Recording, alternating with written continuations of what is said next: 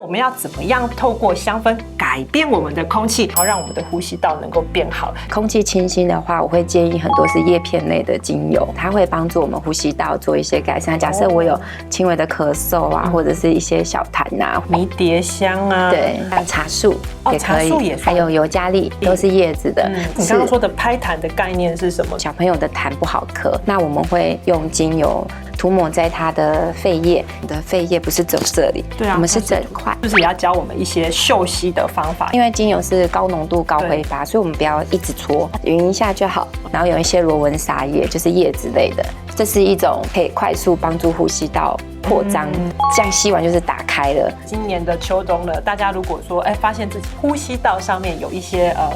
状况的时候，先改善空气的方法，或让这个环境流通啊，搞不好你的这个